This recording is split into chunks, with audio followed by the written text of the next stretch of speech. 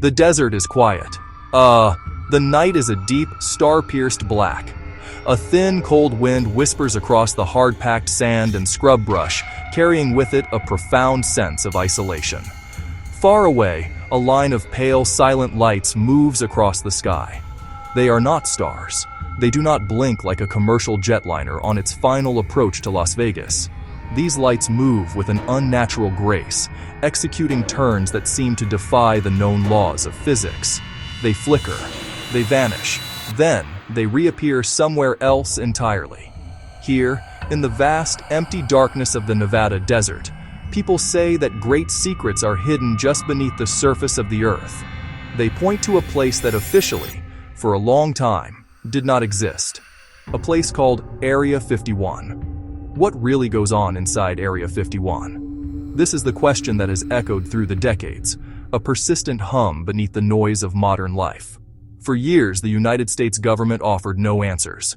It was a location on maps that appeared empty, a void of restricted airspace where pilots were warned never to stray. Into this vacuum of information, countless stories have rushed in to fill the space. The story of Area 51 officially begins in the mid-1950s, a time of deep paranoia technological competition. The Cold War was escalating. The United States locked in a tense standoff with the Soviet Union. The need for superior intelligence was paramount. The Central Intelligence Agency, the CIA, needed a new kind of spy plane, one that could fly higher and faster than anything the Soviets could shoot down. The project needed a testing ground completely isolated from prying eyes and populated areas. The search led to the remote Nevada desert, a dry lake bed known as Groom Lake, the perfect blank spot on the map. The base was established with extreme secrecy. President Eisenhower personally authorized the creation of this hidden facility. Its primary purpose: development and testing of the U-2 spy plane, a high-altitude reconnaissance aircraft, a critical tool for American intelligence. The remote location let engineers and pilots work away from public observation or foreign espionage. Experimental aircraft could fly at night, pushing aviation's boundaries under cover of darkness. The secrecy was absolute. Workers sworn to oaths that bound them for life. The deep connection between Area 51 and UFOs often traces back to a single pivotal event. It happened years before Groom Lake was built.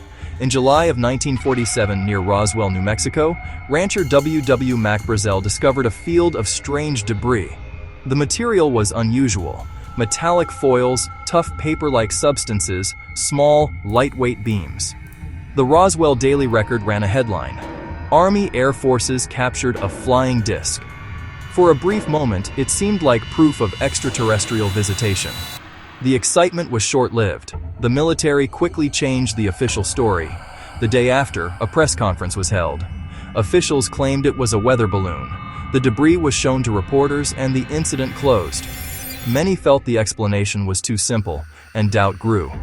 Believers suspected a cover-up. They thought the object might be not of this world.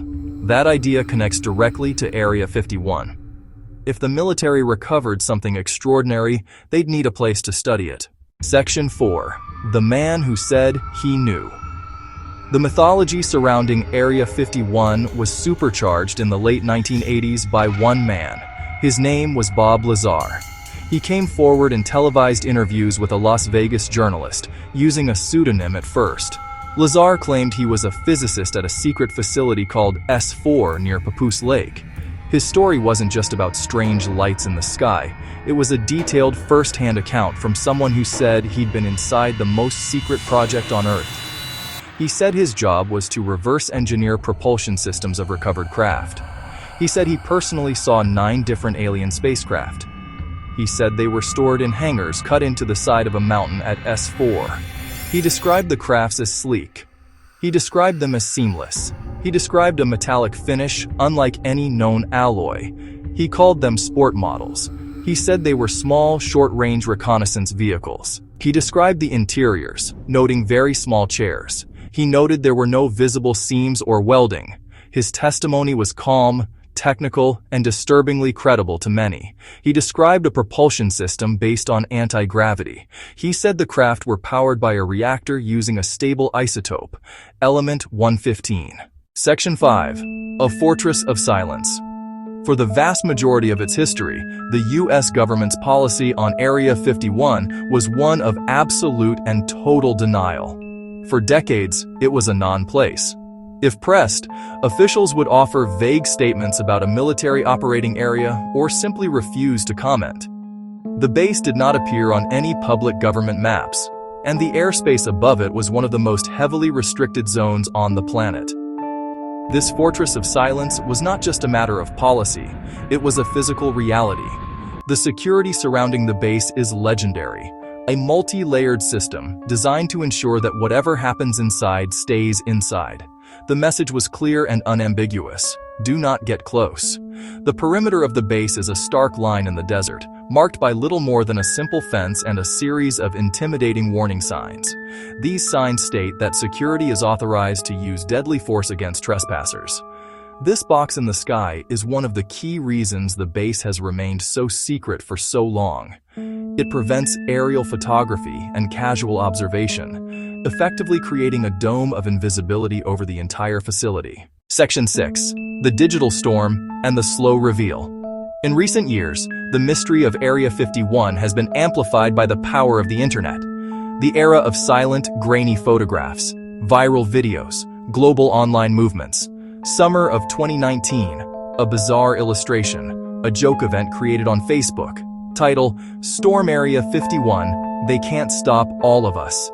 It exploded into a worldwide phenomenon. The satirical plan: millions would rush the gates. Motto: let's see them aliens. The idea captured the public imagination. The mass raid never materialized. A few thousand traveled to the small towns near Area 51, not to storm the gates, to participate in music festivals, to celebrate the shared curiosity the base inspires. The phenomenon turned a remote outpost into a global conversation and countless memes. Around the same time, a more serious shift was taking place.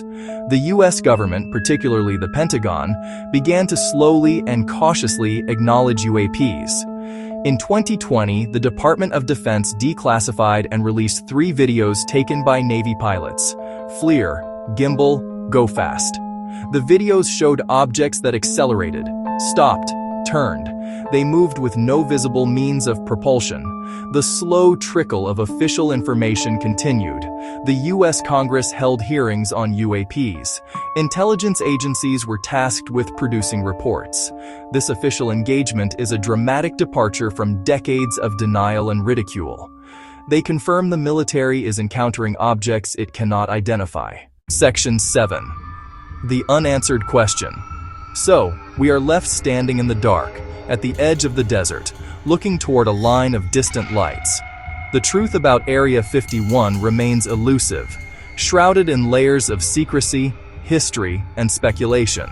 On one hand, we have a confirmed reality. Area 51 is a real place. It is a highly classified military installation, where the United States has developed and tested its most advanced and secret aerospace technology for over 70 years. The strange lights and sounds reported by witnesses can, in many cases, be logically explained as test flights of revolutionary but man-made aircraft. The government's secrecy, from this perspective, is simply a matter of prudent national security. On the other hand, there is a persistent and powerful narrative that suggests a more profound secret is being kept. This narrative is built on the foundation of events like Roswell, the detailed testimony of whistleblowers like Bob Lazar, and the thousands of credible sightings of unidentified aerial phenomena by trained observers. It points to the slow release of official videos and documents as a tacit admission that something extraordinary is happening.